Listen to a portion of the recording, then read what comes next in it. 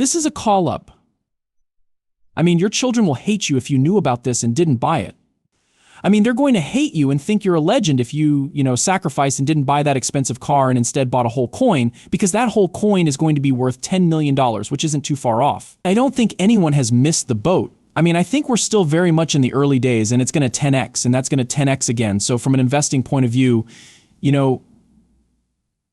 don't want to miss something that's going to go up 100x and maybe 1,000x if you talk about 15 to 20 years out. And 0.1 will be a significant amount to have. I mean, being a full coiter will be a huge deal in a few years. So I don't think you've missed the boat. It can happen unexpectedly. We all know how this happens. And what makes this asset so unique is its ability to move quickly and efficiently. And that is why I believe the hedge funds that are shorting this stuff are about to have a profound religious experience. I mean, they don't understand. They don't realize that this can go up. 50, 100, 150% in months. You'll see how quickly those shorts are covered. I'm surprised we haven't reached 100,000 by the end of calendar 2024. And I believe this cycle will take us to 200 or 300K. I'm pretty angry about how my country has deteriorated. I mean, America was a wonderful place after World War II. When I compare my childhood America to today's America, I realize how true that was. Heartbroken. I mean, it's just sad what has happened. To be honest, I believe fiat money is the root cause of this. Today we have an in-depth interview with an amazing investment manager who predicted the internet.com bubble long before it occurred. Also, someone who made a lot of money during the 2007 and 2008 financial crises, and someone who is more knowledgeable about fiat systems, stock markets, and technology, compared to almost any other investor. This is Larry Lepard, and he is very optimistic about cryptocurrency in the future. He discusses Bitcoin a lot, but he also makes some very valid points about XRP and why I believe it will completely dominate the financial system. Bitcoin could never have been this fast. So with that said, make sure to like this video so that everyone in the XRP army sees it, and let's get started. So first things first, I'd like to go over a clip that talks about debt and the potential collapse of the entire financial system, because this really paints a picture of why cryptocurrency is actually a lot more important than many of you probably realize, and well. Also, given the current state of the system, XRP is poised to explode. So listen carefully, because this is revolutionary. Understand where it all ends, where the debt spirals. For example, will we see a massive explosion in 10 years? Is it in 20 years? Or can they? I don't understand. How do you see this ending? Do you see a big explosion? Do you?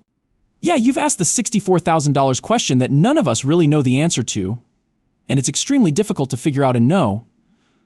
First of all, no one knows, okay? It's just a matter of probability. Let's look at some of the things we already know. We do know that countries have behaved similarly to the United States, as evidenced by Reinhardt and Rogoff's paper, have generally resulted in debt crises which either render the debt worthless or cause high inflation or hyperinflation. So the debt becoming worthless represents an economic collapse in which the debt cannot be repaid. As a result, it loses its value due to deflation. Alternatively, the debt becomes worthless as the monetary authority decides we're going to make all your claims money good, and the way we're going to do it is just by running the printing press. So, that's why Mar or Venezuela. So there are iterations between those extremes, You could maybe just have a very high period of inflation during which GDP would grow at it, and somehow you could suppress the growth in the debt.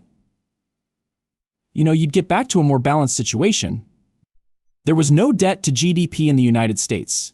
And there was about 125% of debt to GDP coming out of World War II because we spent a lot of money to win the war.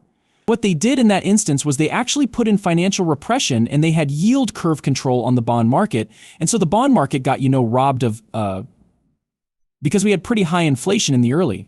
We also had a much different country back then because you had everybody coming back from the war and buying cars and houses, and the Ben Avi boomers armed up, and the hero generation of World War II was young, and they were just about to create a ton of babies, which was demographically going to create a ton of growth, and so we kind of quote-unquote earned our way out of it. And the baby wars are now they're actually not contributing to society, they're taking away from society by, claiming their Social Security Medicare benefits, which is part of his work. Over time, government finances are so broken up. So it's extremely hard to. But I think that we can assume the several things they do know. They have to print more money, or else the system will collapse. And then I strongly believe that they will print more money because they do not want the system to collapse, and that inflation, while bad, is regarded as a lesser evil than the system collapsing. For example, in 2008, Henry Paulson went to Nancy Pelosi and said, "You have to give us a TARP or the ATMs will not work." I mean, this is the game that Federal Reserve criminals, as well as banks and criminals, always play. Look, when they founded the Federal Reserve in 1913, they basically created a system of heads we win, tails you lose because they get to gamble with the people's money and take a lot of risk, and all these guys made a lot of money in 2008 and then got bailed out when they got it wrong. I mean, if it was capitalism, they would all have failed. You know, Lloyd Blackfriar would be on Twitter ranting about various topics, and I would respond to him and say, "Shut the fuck up. You should be bankrupt. The government bailed you out, and he stopped using Twitter." There's certainly a lot of rumbling around about, they're trying to start a war. COVID was a good distraction, allowing them to print a lot of money. And we're confident that the next big print will arrive. And at some point, everyone will wake up and realize that they will never be able to stop printing. And this will be a Gresham's Law type of moment. And at that point, people will abandon the existence of currency units based on the dollar and will rush to acquire items that cannot be printed. First and foremost, I must commend Larry Lepard for explaining this phenomenon. Such great detail. I have a lot of respect for this guy because he has stood up to the corrupt Fed, the Wall Street bankers, and all of the other bad guys who have been responsible for perpetuating the problems we have in our current fiat system. And like me, Larry Lepard jumped at the chance to get involved in cryptocurrency. Why? Because he realized there was a solution to all of his problems. If you have self-custody, these banks will never be able to exploit you again. And that, my friends, is absolutely beautiful, and exactly what we all need at the end of the day. With that said, Larry Lepard is more focused on Bitcoin. And I completely understand why that is. It is the most popular cryptocurrency currently available. It's the one that started it all. And to be honest, he doesn't have much time to delve deeper into crypto because he has a lot of other things going on with gold, Bitcoin, and silver through all of the massive investment firms he runs himself or with his partners. And with that in mind, I believe he misses XRP. I think he misses it. He doesn't quite understand why XRP is a better option than Bitcoin. I mean, you examine